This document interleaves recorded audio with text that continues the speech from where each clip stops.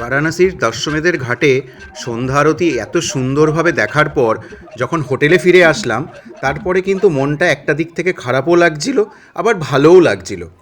খারাপ লাগছিল এই জন্য যে এতদিনের তোমাদের সাথে যে লাদাখের জার্নিটা, এত সুন্দর জায়গার জার্নিটা কিন্তু আমার আগামীকালই লাস্ট দিন।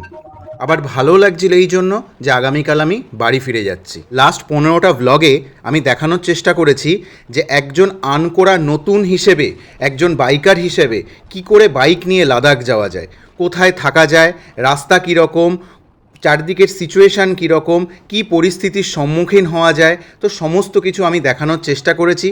আশা করি তোমাদের ভালো লেগেছে।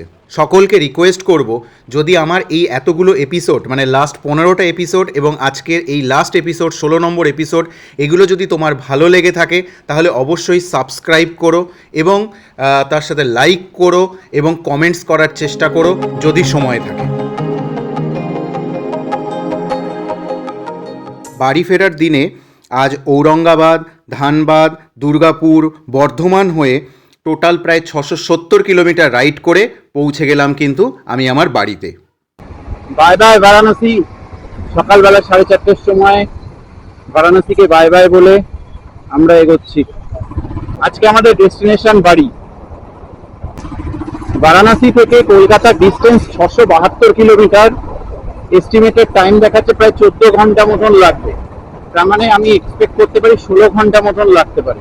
যাই হোক, শুরু করেছি আজকের আমাদের জার্নি বারাণসী থেকে।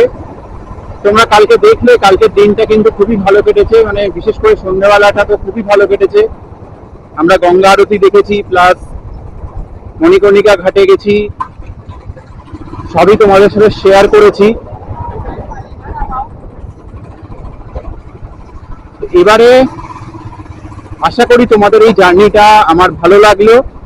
আমি অবশ্যই বাড়িতে গিয়ে আরেকটা আলাদা করে ডেডিকেটেড ভিডিও বানাবো, যে ভিডিওটার মধ্যে কি কি আমি ক্যারি করেছি, কত টাকা খরচা হয়েছে, তেল কত টাকার খরচা হয়েছে, মানে কত টাকার আমার রয়্যাল ফুয়েল কত টাকার লেগেছে, হোটেল খরচাগুলো কিরকম কি লেগেছে, অ্যাপ্রক্স একটা পার্সনের বাজেট কত, সবই কিন্তু তোমাদের সাথে শেয়ার করব আমি ডেডিকেটেড একটা ভিডিও। কি কি ক্যারি করা প্রয়োজন, কোন কোন গ্যাজেট ইউজ করা দরকার মোটামুটি স্ট্যান্ডার্ড, কোন কোন রাইডিং গিয়ার্স আমি ইউজ করছি, সমস্ত কিছু ডেডিকেটেড ভিডিও আমি তোমাদের সাথে শেয়ার করব। ওভারঅল এক্সপিরিয়েন্স যদি বারাণসী সম্পর্কে বলো, খুবই ভালো। হ্যাঁ, তবে সন্ধ্যেবেলা মানে 8টার পর থেকে এখানে যা বাইকে এবং স্কুটির দৌরাত্ম শুরু হলো, এত জ্যাম তৈরি হয় 8টার পর থেকে, ওটা মানে ভাষায় প্রকাশ করা যায় না, তো সেইভাবেই তোমরা প্ল্যান করো, ঠিক আছে? চলো সামনে গিয়ে দেখা হচ্ছে। সকালবেলা বেরিয়েই মা গঙ্গার দর্শন। জয় মা গঙ্গা। NH-19 উঠলাম, এখন সোজা আমাদের কলকাতা থেকে নিয়ে যাবে। এখান থেকে 661 কিলোমিটার, প্রায় 11 কিলোমিটার আমরা করেছিলাম হাইওয়েতে।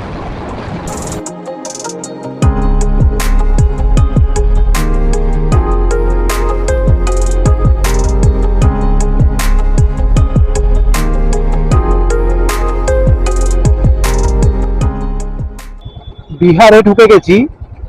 এই জায়গাটা, পাহাড়টা দেখো, একদম রাস্তার ধারে।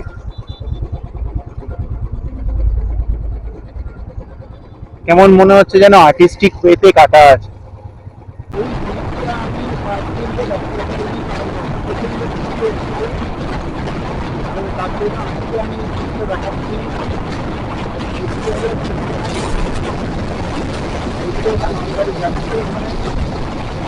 তো এটাই ছিল সেই সোন নদীর ওপরে যে ব্রিজটা রয়েছে সেটা।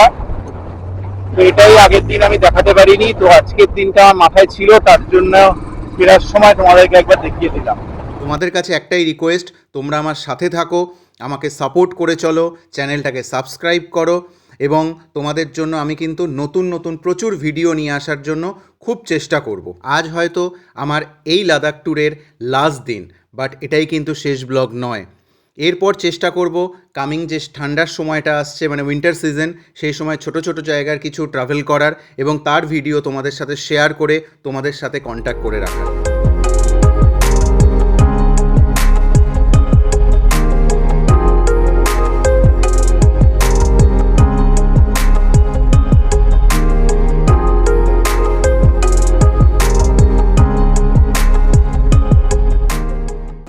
তো জিটি রোড ধরে এসে প্রায় ডানকুনি পৌঁছে গেছি। ঘড়িতে এখন সময় হয়েছে 4:45,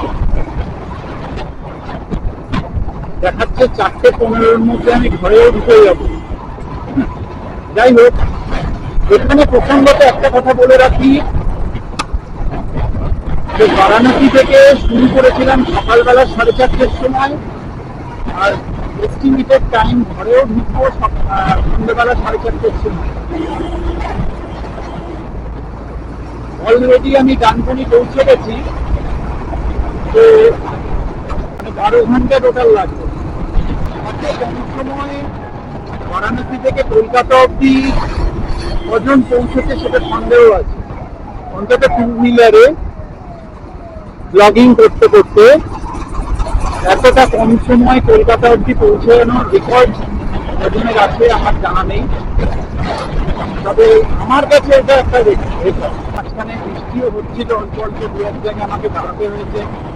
রাস্তায় প্রচুর ডাইভারশন ছিল, সেই ডাইভারশন গুলো ওভারকাম করে তারপরেই কিন্তু আমাকে এত দূর আসতে হয়েছে। সুবিধা এটাই হয়েছে ভোরবেলা 4:30-র সময় বেরোনোটা, ওই সময়টা রাস্তাটা আমি খালি পেয়েছি।